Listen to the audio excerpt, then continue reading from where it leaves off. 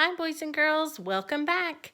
Today we're going to finish Nate the Great and the Fishy Prize. Remember, at the end of each page, you're going to press pause and reread that section with me. Today we're going to read through the rest of the story. Let's get started. She did not have anybody to wash or brush or feed or brag about. I said, I'm looking for the tuna fish can that was on Rosamond's windowsill. Did you see it? Yes, Esmeralda said. I saw it before everything went wild. Fang was standing under it. Pause now. Fang, I said, tell me, which way was he facing? He was standing with his right side next to the window, Esmeralda said. His fangs were showing and his tail was swooshing back and forth. I, Nate the Great, was thinking. This was a new clue. But did it mean anything? Suddenly, I knew that it was important. Sludge and I rushed to Annie's house. She was giving Fang a bath. He was sitting in the bathtub, all soapy and foamy. Pause here.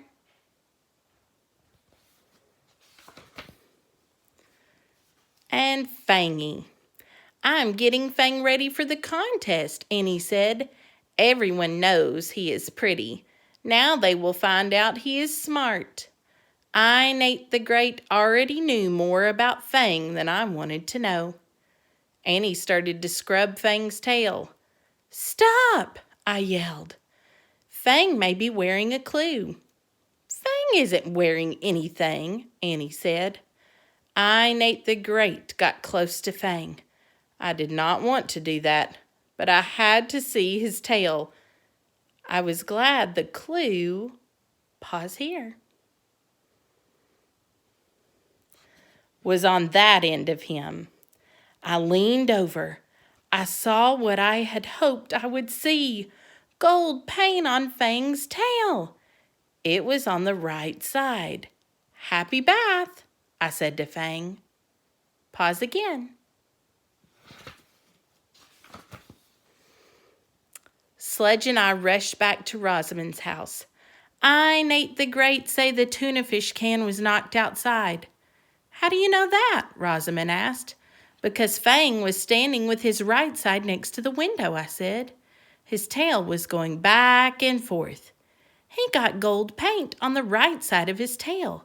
That means his tail hit the can going outward, right out the window. Sledge and I are going to look very hard outside your house again. Pause now. The contest is supposed to start in 15 minutes, Rosamond said.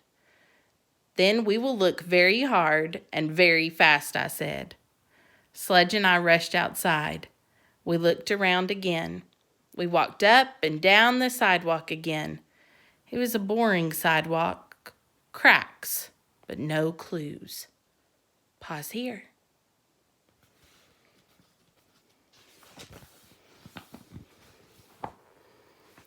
I, Nate the Great, was stumped. This was definitely a tough, fishy case. I was not going to solve it on time. I was not going to solve it at all. Sledge and I walked home. We went into the kitchen. Sledge sniffed the grocery bag.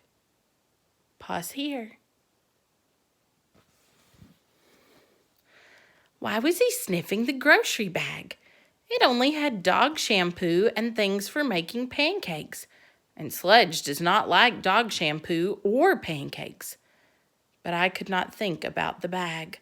I had to think about the case. I thought about the can being knocked to the outside. I thought about it happening while everything was noisy and wild. I thought about fishy smells and things disappearing inside Anastasia's stomach and gold paint. I thought about Fang's tail. Pause now.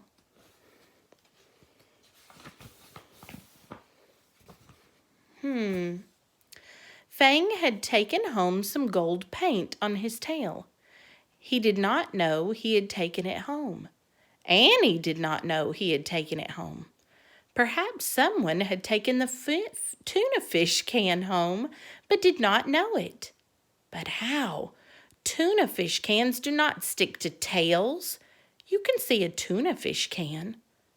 Unless you can't see it. Unless it is hidden from sight. Unless it disappears into something as big and bulgy as Anastasia's stomach. Suddenly, I, Nate the Great, knew I had solved the case. Pause now. But I knew Sludge had solved it sooner.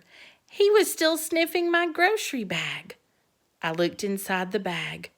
Then I put my hand inside the bag and pulled out an empty tuna fish can with "Smartest" painted on it in smudged gold letters.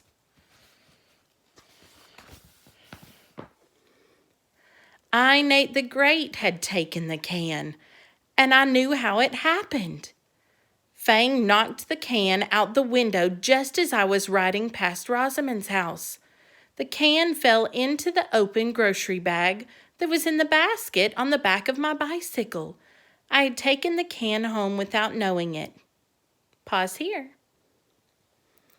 And now I must take the can to the contest.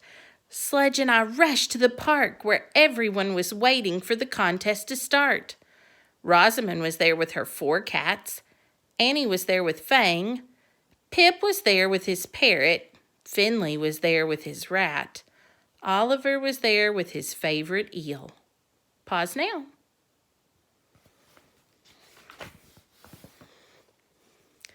Esmeralda was there with herself. Claude and Anastasia were not there. I was not surprised. Either Claude had lost Anastasia or Anastasia had lost Claude. I held up the prize. I said this was in my grocery bag. It is a long story, and time is short. I handed the prize to Esmeralda, the judge. Rosamond clapped her hands. "Oh, goody green grasshoppers," she said. "Now we can have the contest."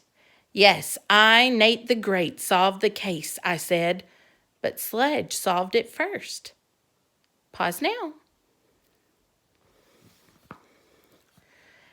Esmeralda said that was a very smart thing for Sludge to do. But every pet will have a chance to do something smart. Let's begin. I, Nate the Great, had to watch and listen while Oliver's eel swam backward. Fang did something stupid with his fangs. Rosamond's cat shed hair on command.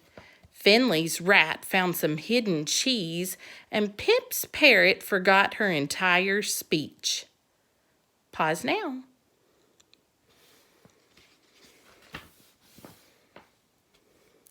Then Esmeralda said, "The winner is Sludge, the only pet who can solve a mystery." Sludge looked proud. I, Nate the Great, looked proud. Everyone congratulated Sludge. Esmeralda handed the prize to him. Pause now. Sludge sniffed it, but he did not know what to do with it. He was now the owner of a very strange tuna fish can with smudged gold letters. Pause now.